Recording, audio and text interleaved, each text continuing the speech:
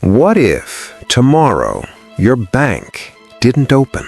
What if your job disappeared, even though you did nothing wrong? What if money still existed, but suddenly nobody could use it? This actually happened.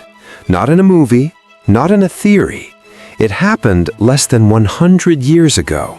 And the system you trust today, the one holding your savings, your salary, your future, was built because of what happened next. Millions of people, just like you, trusted it. They trusted banks. They trusted markets. They trusted the system. Right up until it failed. It was called the Great Depression. And it didn't begin with the poor. It began when everyone believed they were winning. The 1920s felt unstoppable. Jobs were everywhere, factories were busy, and stock prices just kept rising. Optimism filled the air. For the first time, ordinary people believed the economy could only move in one direction, up. Even people with normal jobs started buying stocks.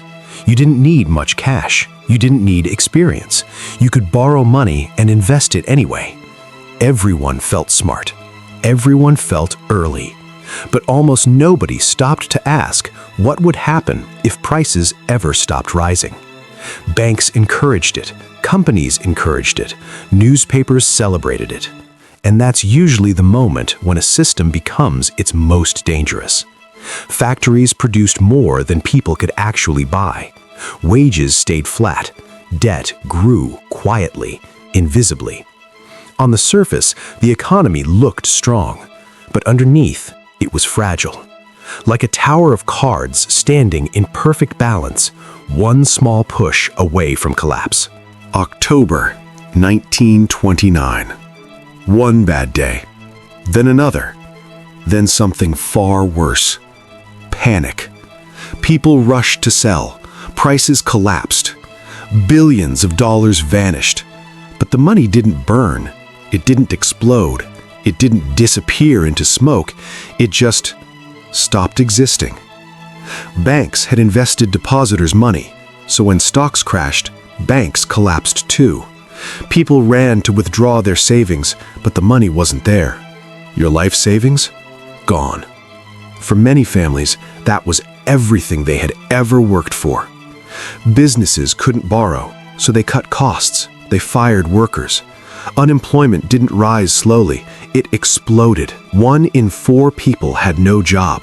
Imagine 4 friends standing together, and suddenly one of them has nothing.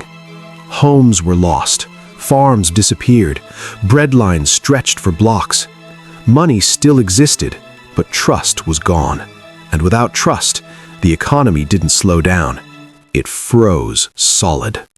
The government faced a terrifying truth. Doing nothing was no longer an option. So they tried something radical. They stepped in.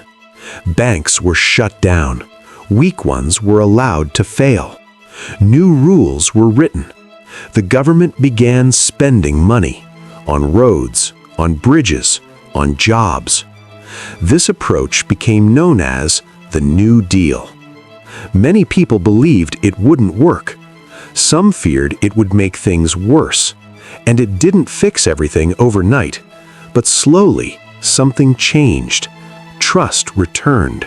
For the first time in years, people believed tomorrow might feel normal again. The Depression didn't end quickly, but the system survived. The Great Depression teaches one lesson. An economy isn't just numbers, it's trust. When people stop believing the system works, everything stops. That's why banks are watched today. That's why crashes are feared. Because once the system already broke. The real question isn't, could this happen again?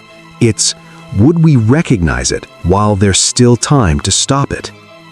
If you want to understand the systems that quietly decide whether we feel safe tomorrow, subscribe. Because understanding the system is the first step to surviving it.